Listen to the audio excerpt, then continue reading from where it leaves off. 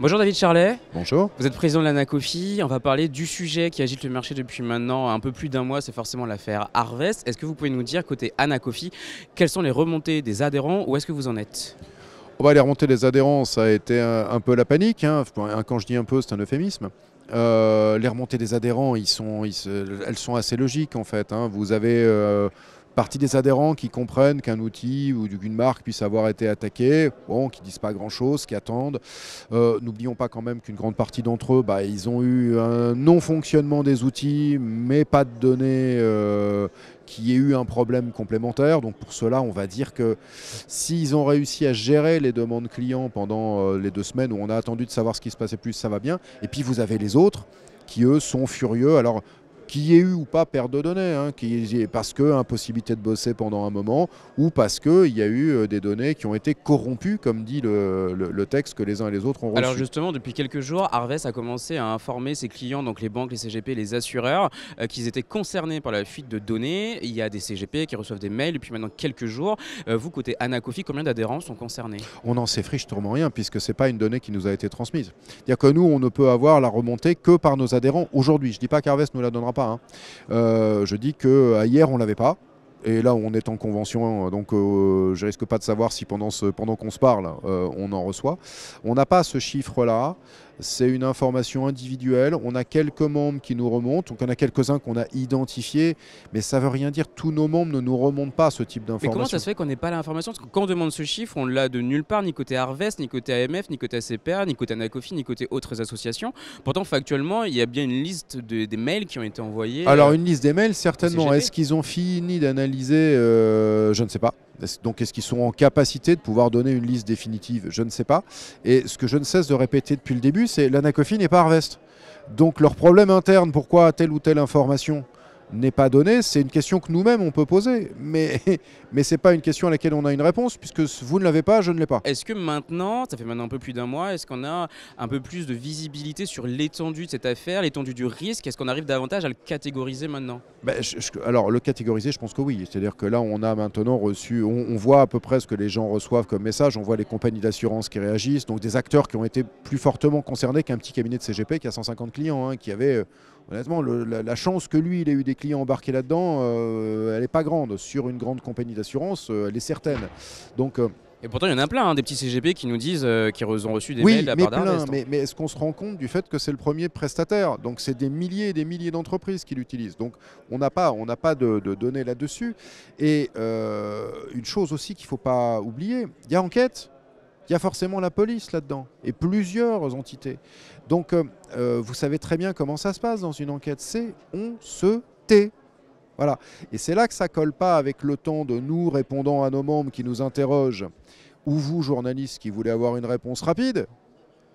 C'est que vous et moi, notre job, c'est d'informer et nous d'accompagner. Mais s'il y a enquête, même l'AMF, elle n'a jamais caché que nous, dans notre rôle dit de co-régulateur, l'AMF nous a jamais caché un truc. Quand je déclenche une enquête, tout co-régulateur que vous êtes, je ne vous dis pas ce qui se passe. C'est le concept même d'enquête.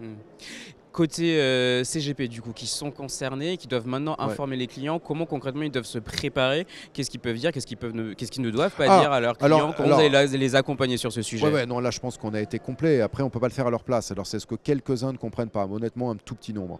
On leur a mis à disposition des kits complets. C'est-à-dire, selon la situation qui leur est annoncée par Harvest, on leur a mis, c'est en accès public pour une grande partie des trucs. Donc, selon la situation que nos membres découvrent, et c'est Harvest qui leur dit quelle situation est celle qui les concerne, on leur a mis tout ce qu'il fallait qu'ils fassent pour le déclarer, pour informer leurs clients, pour voilà, est-ce qu'il y a plainte ou pas plainte. Voilà. On a tout mis, donc ils n'ont plus qu'à suivre.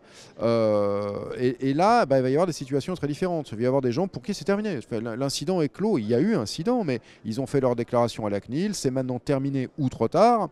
Et on va passer ensuite à ceux qui ont reçu une deuxième information. Le dégât est un peu plus solide que simplement les accès impossibles aux outils dans le temps. Et là, il y a deux crans de situation. Je fais simple parce qu'il peut y avoir des cas un peu plus détaillés. Mais le premier cran, c'est en fait, il n'y a pas vraiment de dégâts sur les clients. Dans ce cas-là, il faut refaire une déclaration à la CNIL. Et puis voilà. Et puis la deuxième, où là, pour le coup, il y a vraiment de la donnée sensible. Et là, il y a aussi un traitement du client spécifiquement avec une question plainte ou pas plainte. Et là, pour le détail du plainte ou pas plainte, on a vraiment mis le détail des cas où plainte ou pas plainte sur notre site. Donc, on a essayé de lister ces cas tels que les textes nous le disaient, avec un problème. Il n'y a pas de recul. On a très, très peu de recul. C'est le premier incident de cette nature. Voilà. Donc, je pense qu'on a fait un gros boulot pour débroussailler à l'occasion de ce truc-là. On a vu ce qu'une organisation pro pouvait faire au maximum. Alors, quelques-uns de nos membres nous reprochent un truc: de ne pas avoir envoyé un mail précis à tous les membres de l'Anacofi. Ouais, mais on ne sait pas qui était équipé d'Harvest. On ne sait pas exactement ce qui concernait lesquels. C'est une très grosse partie du marché quand même. Donc oui, d'accord, mais moi, si on bombardait par un premier mail tous nos membres, attention, alerte, machin, et la marque était tapée pour rien, la marque pouvait nous assigner. Et pardon, mais ça c'est un risque qu'on ne pouvait pas avoir. Donc on a choisi d'autres vecteurs. C'est le seul petit point où on a un débat avec des membres, où on peut discuter parce qu'il y a une discussion en interne.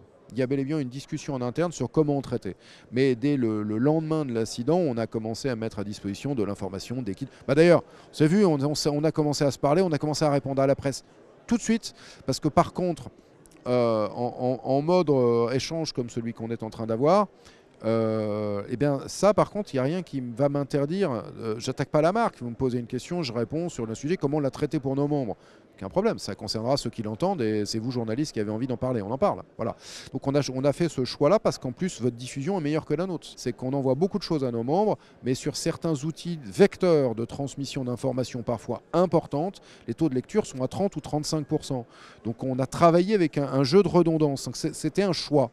On a essayé de travailler un système de redondance en se servant de tous les médias que vous êtes métiers pour essayer de faire en sorte que chacun de nos adhérents l'ait au moins lu à un endroit et puisse venir se dire oui, dans l'Anacofi nous disent qu'il y a un truc, on a tout. Venez, surtout que c'est sur leur site qu'ils sont quand même censés connaître.